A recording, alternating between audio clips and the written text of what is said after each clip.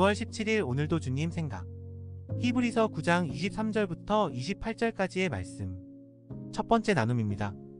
과거 우리나라 역사에서 단죄 시스템을 보다 보면 가장 치욕적이고 극단적인 단죄가 바로 무덤이라도 다시 파헤쳐 그 시체를 훼손하는 것입니다.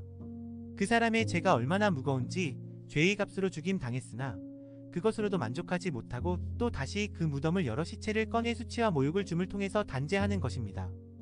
또한 다른 나라의 법 판결 시스템을 보다 보면 극악무도한 죄인에게 징역 200년 혹 300년이 선언되는 것을 보기도 합니다. 인생이 길어야 100년인데 그 정도로는 이 사람의 죄값을 치를 수 없다고 판단하고 200 혹은 300년이라는 긴 시간을 단죄의 시간으로 선언하는 것입니다.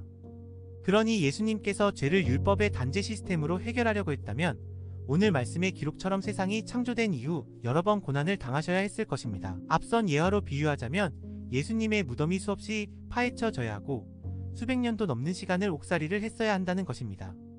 그래서 예수님은 그렇게 하지 않으셨습니다. 단번으로 영원한 속죄를 하시기로 결정하셨습니다. 그 역사가 바로 십자가의 죽음이요 부활입니다. 은혜이면서 동시에 구원의 절대적 능력입니다. 극악과 반복이라는 죄의 굴레에 갇힌 자격 없는 나를 위해 이렇게까지 해주신 예수님께 감사를 드립니다. 주께서 단번에 구원을 완성하셨으니 나도 단번에 죄를 끊어버려야겠다. 다시 한번 단호하게 결정합니다. 두 번째 나눔입니다. 한 번 죽는 것은 사람들에게 정해진 일이며 그 후에는 심판이 있습니다. 사람이 죽는 것은 정해져 있습니다. 그거 모르는 사람 없습니다. 죽음을 믿는데 어려움을 겪는 사람은 거의 없습니다. 그런데 성경은 이러한 확실한 죽음 외에 한 가지를 이어서 말합니다. 죽음 이후에는 심판이 있습니다. 그렇습니다. 죽음만 확실한 게 아닙니다. 심판도 확실합니다. 그 어떤 이도 죽음을 부인할 수 없듯이 그 이후에 있는 심판도 부인할 수 없습니다. 죽음이 무조건 확실히 예외 없이 있는 것처럼 심판도 무조건 확실히 예외 없이 있다는 것입니다. 그렇다면 심판을 어떻게 통과할 수 있는가? 당연히 고민을 해야 합니다. 그리고 성경이 그 답을 제시합니다. 예수 그리스도입니다. 그분을 믿는 믿음입니다. 예수님의 거룩을 사모하고 실천하는 삶입니다.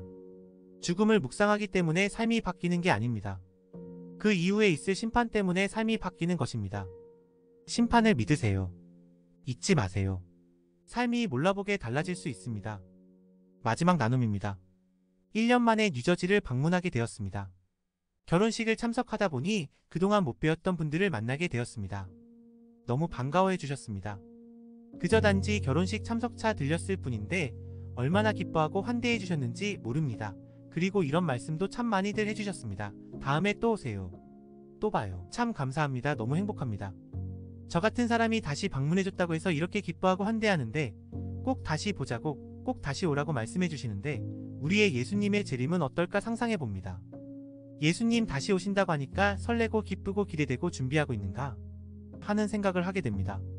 확실한 것은 예수님 반드시 다시 오십니다. 예수님 다시 오시는 그날이 가장 축복된 날입니다. 행복한 날입니다. 완벽한 날입니다. 재림 예수를 기대하고 기다리는 삶이 되어야 합니다. 진심 그분이 다시 오시는 날이 믿음의 모든 자녀들에게 다시 없을 가장 기쁜 날이 될 것입니다. 언제가 될지 모르지만 내일일지 천년 후일지 모르지만 확실히 선포된 심판의 날을 기다리며 오늘도 설레이는 마음으로 최선을 다해 주를 섬기겠습니다. 마라나타. 오 주여 어서 오시옵소서. 아멘. 9월 18일 오늘도 주님 생각. 히브리서 10장 1절부터 10절까지의 말씀입니다. 첫 번째 나눔입니다. 해마다 끊이지 않고 똑같이 제사를 드릴 때마다 그들은 무슨 생각을 했을까요? 어느 순간 익숙해졌을까요? 진심이 아닌 형식으로 끝나진 않았을까요? 똑같이 반복되는 것에 항상 진심을 담는 것이 어렵다는 것을 우리는 압니다. 익숙해지면 진심이 결여되는 경우들이 생깁니다. 어릴 적 생일 파티가 그렇게 기대되고 설레는데 지금은 예전 같지 않습니다. 나의 생일뿐만 아니라 남의 생일을 대할 때도 그렇습니다. 반복되면 아무래도 무뎌지는 부분이 있는 것이죠. 이스라엘 백성은 속죄제나 그 밖의 제사를 반복해서 드립니다. 예수님 오시기 전까지는 반복되는 제사에 언제나 진심을 담아야 합니다. 그런데 매번 동일한 제사가 반복되니 많은 이들이 제사 안에 진심을 담지 못했을 것입니다. 율법이 두려워 형식적인 제사를 드리게 된 것입니다. 오늘날의 예배도 같은 흐름에 있습니다. 매번 같은 시간, 같은 방법, 같은 형식의 예배를 똑같은 사람들이 모여드립니다. 기도도 비슷하고 찬송도 비슷하고 때로는 메시지도 비슷합니다. 우리는 이 비슷한, 때로는 똑같은 예배 속에 진심을 담고 있는 걸까요? 매번 진심일 수는 없는 걸까요? 매번 진심이어야 합니다. 매번 단 한 번의 제사 같은 마음으로 드려야 합니다. 다시 없을 예배처럼 드리면 됩니다. 다시 없을 제사처럼 드리면 됩니다. 처음이자 마지막인 것처럼 드려야 합니다. 예수님이 보여주신 단 한 번의 제사 같은 마음으로 드리면 됩니다. 진심이 담겨야 의미가 퇴색되지 않습니다.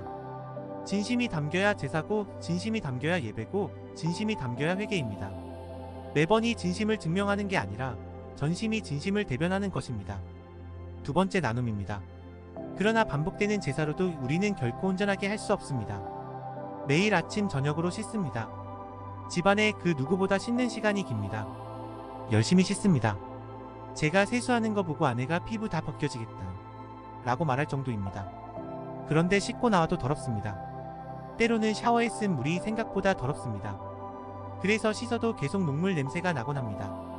언젠가는 다 씻고 수건으로 몸을 닦았는데 걸레 냄새가 나기도 합니다. 수건이 더러웠던 것입니다.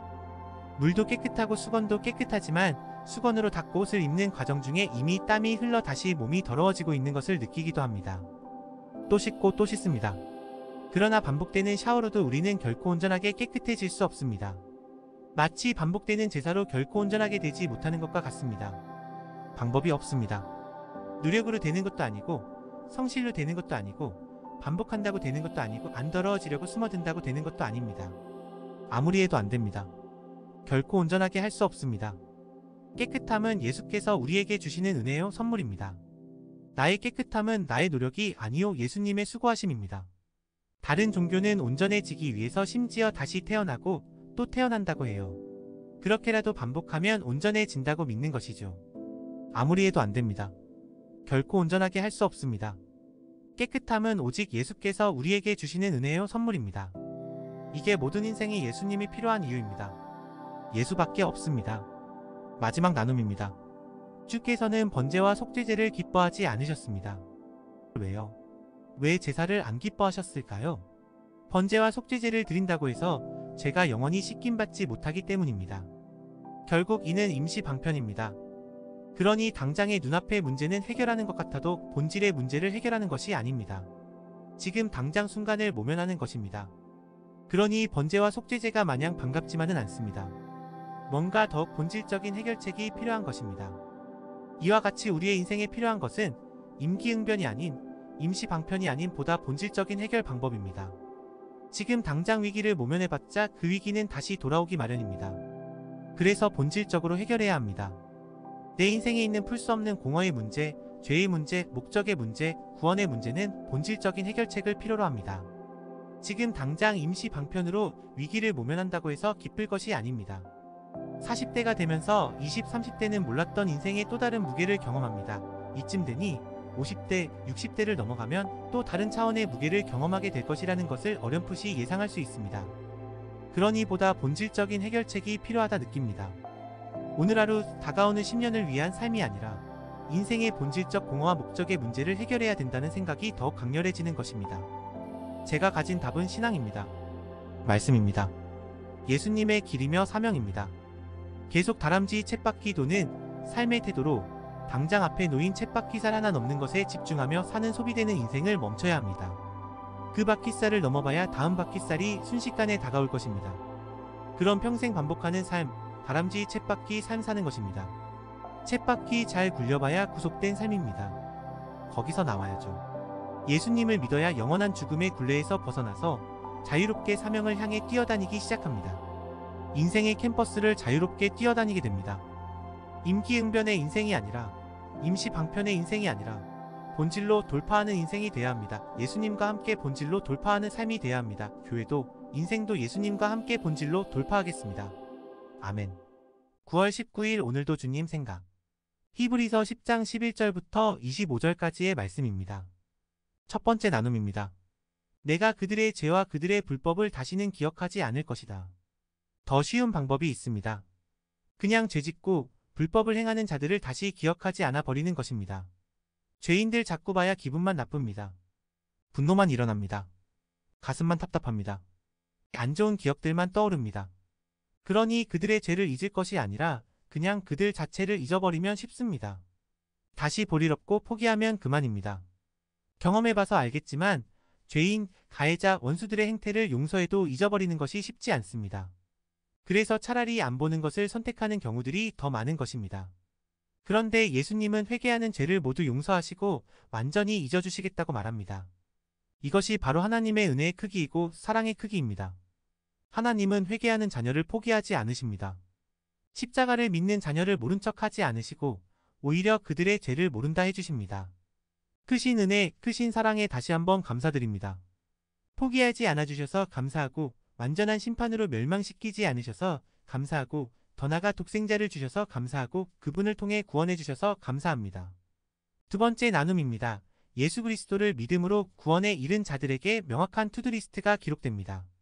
죄악된 양심을 깨끗이 씻어야 합니다. 확신에 찬 믿음으로 하나님께 나가야 합니다. 참된 마음으로 하나님께 나가야 합니다. 사랑과 선한 일로 서로를 돌아봐야 합니다. 모이는 일을 소홀히 하지 말고 권면해야 합니다.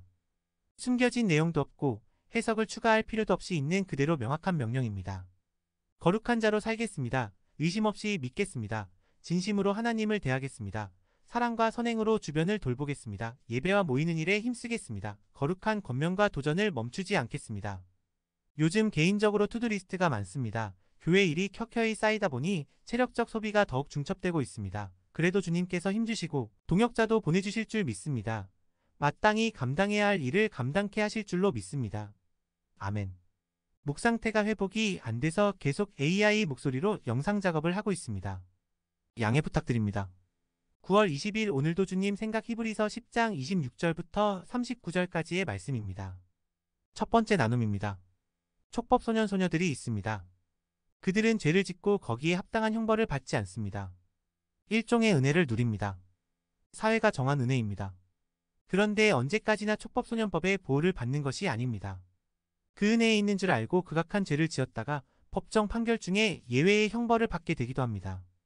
어느덧 자신이 촉법 나이를 지나 형사처벌을 받게 되는 일도 일어납니다.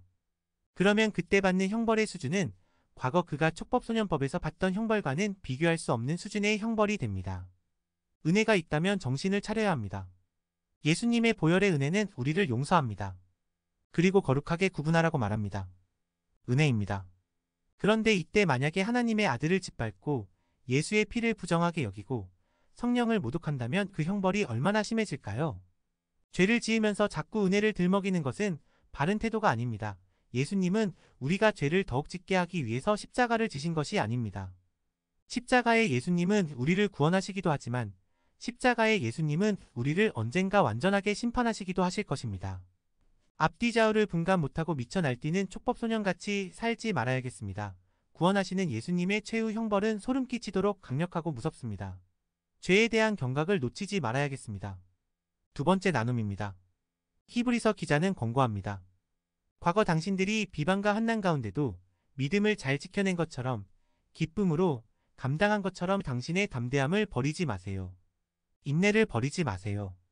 당시에도 배교는 문제였습니다. 힘드니까 참다가 결국은 예수님을 버리는 것입니다. 힘들어서도 버리고 현혹돼서도 버립니다. 오늘날도 배교는 끊임없습니다. 힘들어서 어려워서 답답해서 버리기도 하지만 쾌락을 찾아 유흥을 찾아 기쁨과 만족과 행복을 찾아 배교하기도 합니다. 그러나 의인은 오직 믿음으로 말미암아 사는 것입니다. 믿음이 없이는 의인이 될 수 없고 믿음으로 의인이 되지 않는다면 구원은 없습니다. 그러므로 어떤 경우에도 하나님을 떠나서는 안 됩니다. 이 사람도 떠나고 이 지역도 떠나고 이 회사도 떠나고 이 지위도 떠날 수 있는데요. 다 떠날 수 있어도 다 등 돌릴 수 있어도 예수님께 등 돌려서는 안 됩니다. 믿음을 저버려서는 안 됩니다. 다른 것과는 다르게 대안이 없기 때문입니다. 구원의 다른 대안은 없습니다. 하나님을 향한 배신은 곧 영원한 죽음을 의미하는 것입니다. 9월 21일 오늘도 주님 생각 히브리서 11장 1절부터 7절까지의 말씀. 첫 번째 나눔입니다. 창조세계는 믿음으로 받아들입니다. 우리는 창조세계를 설명하기 위한 수많은 노력들을 하고 있습니다. 문자적 창조론을 믿기도 하고 천문학을 중심으로 한 창조론을 믿기도 하고 진화적 창조론을 믿기도 하고 아예 창조론을 부정하고 진화론을 믿기도 합니다. 이렇게 창조론이 교회 안팎에서 세분화되는 이유는 우리의 지식과 과학으로 정확하게 그 시작을 파악하지 못하기 때문입니다. 과학이 상당히 우주의 발현과 인류의 성장 과정을 설명하고 있는 부분이 있겠지만 그럼에도 불구하고 우주의 발현의 부분은 언제나 미세한 확률에 기인하고 있기 때문에 이는 창조의 증거라기보다는 믿음의 근거가 될 뿐입니다. 그래서 히브리서 기자도 이를 명확하게 합니다. 창조론은 증거에 기인하는 것이 아닌 믿음에 기인하는 것이다. 라는 것입니다. 그리고 우리는 하나님께서 서술하여 주신 창조론을 믿습니다. 물론 그 안에서 세부를 설명하고 이해하는데 나름의 다름이 있을 수는 있습니다. 그러나 결국 창조는 믿음의 영역이다라는 대전제를 부인할 수 없습니다. 유한한 인간이 무한한 창조의 신비를 다 설명하고 이해할 수 없습니다. 유물의 세계를 이해하고 설명하는 데 있어서 인류의 과학은 근처도 가지 못했음을 겸허히 인정해야 합니다. 믿음을 논하면서 창조부터 시작하는 이유는 하나님의 창조를 믿지 못하면 그 이후에 따라오는 모든 것을 믿을 근거 자체가 없기 때문입니다. 온 우주를 창조하신 무한한 능력의 하나님을 믿습니다. 스스로 존재하시는 하나님이 자신 혼자의 영역에 계시는 것이듯 창조의 영역도 하나님의 능력의 영역임을 인정하고 믿습니다. 두 번째 나눔입니다. 히브리서 11장은 믿음의 인물이 나열되는 책으로 유명합니다. 한 절 한 절 한 인물에 머물러서 설명해도 각각 한 편의 설교가 나올 정도입니다. 그래서 한 분 한 분을 깊이 살펴보기가 어렵습니다. 그러므로 인물과 사건에 집중하기보다는 한 문장에 집중해 봅니다. 믿음이 없이는 하나님을 기쁘시게 할 수 없습니다. 우리는 일로 하나님을 기쁘시게 할 수 있다는 착각을 하곤 합니다. 무언가를 해내면 하나님께서 기뻐하실 것이라고 생각하고 잘해야 하나님께서 기뻐하실 것이라고 생각합니다. 그래서 수많은 바리새인들이 그토록 가시적 신앙생활에 목을 맸던 것 같습니다. 그러나 우리 하나님은 믿음의 삶으로 인해서 이미 기뻐하십니다. 요즘 교회를 통해서 이런저런 일을 하고 있습니다. 캠퍼스를 가서도 큐티 나눔과 예배를 세워보고 있고 교회에서 지역사회를 섬기는 프로그램도 진행해봅니다. 그런데 이런 것들을 진행하면서 제 안에 이런 질문을 계속하게 되는 기회가 되었습니다. 나의 모든 이 섬김은 하나님께서 기뻐하시는 일인가? 나는 잘하고 있는가? 사실 수치적으로 보면 캠퍼스의 사역이든 지역사회를 섬기는 사역이든 그다지 성공적이 아닌 것처럼 보입니다. 그러니 만약 하나님이 일로 기뻐하시는 분이라면 결과로 기뻐하시는 분이시라면 저는 망했습니다. 그러나 스스로의 위로인지 모르겠지만 일의 가짓수와 상관없이 일의 결과와 상관없이 하나님께서 기뻐하신다고 믿습니다. 하나님은 믿음의 걸음을 가장 기뻐하십니다. 9월 22일 오늘도 주님 생각 히브리서 11장 8절부터 16절까지의 말씀입니다. 첫 번째 나눔입니다. 부르심을 받았을 때 순종의 장차 유업으로 받을 곳으로 나아갔습니다. 그런데 그는 어디로 가는지 알지 못하고 나아갔습니다. 사실 제가 딱 이런 마음입니다. 부르심을 받아서 움직였는데 어디로 가고 있는지 모르겠는 순간들이 있습니다. 도시를 기대했는데 장막을 마주한 것 같은 느낌을 받기도 합니다. 거주지인 줄 알았는데 이방인인가 하는 생각이 들 때도 있습니다. 그러나 아브라함은 그런 땅에서 임신할 수 있는 능력을 얻은 사라와 함께 바닷가에 셀 수 없는 모래와 같이 수많은 자손을 얻는 시작을 그려냈습니다. 그렇게 그들은 믿음을 따라 약속의 땅에서 인내했고 약속의 성취의 첫걸음을 잘 완성했던 것입니다. 부르심을 받아 순종해서 마주한 유업은 언제나 완벽하게 준비된 땅은 아닙니다. 수많은 선교사들이, 목사들이, 성도들이 일생을 살면서 경험합니다. 그래서 약속을 붙드는 믿음이 필요하고 아직 성취되지 않았을 때 이미 성취됐다고 믿는 믿음이 필요합니다. 저에게 지금 필요한 것도 다른 게 아니라 믿음입니다. 믿음이 있으면 어디로 가는지 알지 못해도 도시가 아니고 장막이어도 거주가 아닌 이방인이어도 완성이 아닌 과정이어도 견딜 수 있습니다. 우리에게 필요한 것은 다른 것이 아니라 굳건한 믿음입니다. 믿음이 있다면 승리할 수 있습니다. 믿음이 있다면 결국 누리게 될 것입니다. 아멘. 두 번째 나눔입니다. 이 땅에서의 삶은 결국 외국 사람이며 나그네입니다. 언젠가는 집으로 다시 돌아가야 합니다. 집이 가장 좋습니다. 집으로 돌아갈 때 가장 행복합니다. 우리가 쉬려고 여행을 가도 집에 돌아오면 이제 좀 쉬자 라고 말합니다. 여행의 쉼이 집에서의 쉼과는 비교되지 못하기 때문입니다. 그러므로 이 땅을 나의 영원히 거할 곳으로 착각하면 안 됩니다. 이 땅에 집착하거나 이 땅에 나의 모든 소망을 둬서는 안 됩니다. 제가 캐나다 유학부터 다시 한국 그리고 미국 내에서 이주를 해봐서 압니다. 캐나다 갈 때 분명히 이민 가방 2개 가지고 갔는데 캐나다에서 몇 년 후 이사할 때 1톤 트럭을 빌려 이사해야 했습니다. 미국 처음 갈 때도 가족이니까 이민 가방 4개 가지고 갔는데 뉴저지에서 오스틴 이사 올 때 1톤 트럭으로 택도 없어서 짐을 얼마나 버렸는지 모릅니다. 여기가 최종 거주지다 생각하고 짐을 만들기 시작하면 옮길 때 너무 힘듭니다. 너무 힘들어서 심지어 가지 말까 하는 생각까지 하기도 합니다. 그렇습니다. 이 땅에 쌓아두고 이 땅을 나의 최종의 거주지로 여기면 하나님의 부르심이 달갑지 않습니다. 이 땅에 대한 집착, 욕심, 착각들을 내려놓아야 합니다. 땅을 위해 살 것이 아니라 천국을 위해 살아야 할 것입니다. 아멘. 9월 23일 오늘도 주님 생각 히브리서 11장 17절부터 31절의 말씀입니다. 첫 번째 나눔입니다. 너의 사업이 전 세계로 퍼져나가게 될 것이다. 확장되고 부흥되게 할 것이다. 하나님께서 약속하셨습니다. 그런데 다음날 이렇게 말씀하십니다. 일단 초기 사업 시작 비용을 다 헌금으로 바치라. 당신이라면 어떻게 하겠습니까? 이 돈이 당신이 가진 전부이고 이 돈 없으면 사업도 시작 못합니다. 하나님께서 약속하신 그 사업 말입니다. 그런데 하나님께서 그 돈을 헌금으로 다 내라고 하십니다. 당신은 어떻게 하시겠어요? 이런 일이 일어났습니다. 아브라함은 약속을 받았습니다. 이삭을 통해 내 자손이 바다의 모래같이 하늘의 별과 같이 많을 것이다. 그런데 하나님께서 이어 말씀하십니다. 그 아들을 내게 제물로 바치라. 이게 보통 일이 아닙니다. 그냥 눈 딱 감고 할 수 있는 그런 일이 아닙니다. 꿈을 이룰 수 있다 없다의 문제가 아닙니다. 이는 아들의 생명이 걸린 일입니다. 그런데도 아브라함은 이삭을 바치려고 했습니다. 그가 이 말도 안 되는 일을 할 수 있었던 이유가 오늘 본문에 기록되어 있습니다. 19절에 아브라함은 하나님께서 죽은 사람도 살리실 수 있다고 생각했습니다. 하나님을 믿는다는 것은 이런 것입니다. 개념과 상식, 법칙과 지식의 벽마저도 뛰어넘습니다. 믿음에는 불가능의 영역이 없습니다. 그러니까 여호수아는 해를 멈춰달라는 허무맹랑해 보이는 기도를 하고 다윗은 돌 들고 골리앗을 향해 뛰어나가고 백부장은 그냥 말씀만 하셔도 낫는다고 믿는 것입니다. 결국 믿는 사람이 순종합니다. 순종하는 사람이 기적도 경험합니다.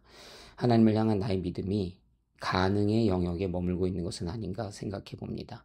나의 믿음이 상식의 영역에 머물고 있는 것은 아닌가 생각해 봅니다. 우리는 될 만한 것을 믿는 것이 아니라 전지전능의 하나님을 믿는 것입니다. 전능하신 하나님께서 약속을 성취하실 줄로 믿습니다. 그러므로 믿음으로 순종하겠습니다. 하나님께서 내 안에 건강하고 단단한 믿음을 주시길 기도합니다. 두 번째 나눔입니다. 조금 지치는 감이 없지 않아 있습니다. 약간의 위화감이 느껴지는 것도 사실입니다. 히브리 기자가 나열하는 믿음의 사람들의 기록이 너무 위대하기 때문입니다. 단순하고 쉽지 않습니다. 거대한 일들에 대한 기록입니다. 야곱, 요셉, 특히 모세 등의 인생이 보여주는 믿음의 선택은 그 누구도 쉽게 하지 못할 선택이고 행동입니다. 그러니 나라는 사람과는 다른 세상의 이야기같이 느껴지기도 하는 것입니다. 우리의 인생은 야곱, 요셉, 모세와 같이 위대한 역사의 한 페이지를 장식하지 않는 경우가 더 많습니다. 그러니까 이들이 보여주는 믿음의 결정이 오늘 나의 삶에서 보여줘야 하는 믿음과 쉽게 동기화되지 않는 것이죠. 그래서 좀 더 연관성 있게 묵상하고 적용하기 위해서 기록된 인물과 사건보다 본질적 내용에 조금 더 집중해 봅니다.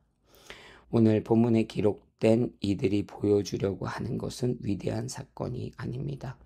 이들이 보여주는 이 믿음의 공통점은 위대함에 있는 것이 아니라 하나님께 있습니다. 조금 더 쉽게 얘기하면 이들은 믿음으로 하나님의 뜻, 하나님의 방향성, 하나님의 의지, 하나님의 마음을 선택했다는 것이죠. 믿음으로 위대한 일을 선택한 것이 아니라 믿음으로 하나님을 선택한 것입니다. 그게 결과적으로 엄청나게 큰 일이 되기도 하고 엄청난 역사와 또 순종으로 드러나기도 했던 것이죠. 그러나 애초에 본질적으로 이들이 한 것은 위대한 사건을 선택한 것이 아니고 하나님을 선택한 것뿐입니다.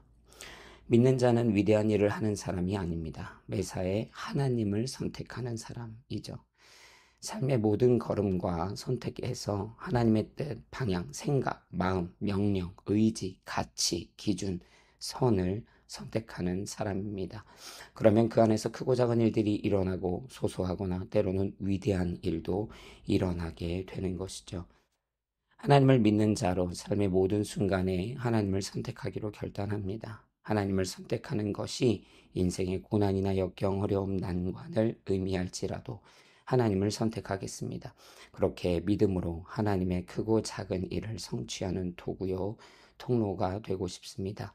위대해지고 싶은 마음은 없습니다. 그러나 믿음의 사람이 되고 싶은 마음은 간절합니다. 아멘.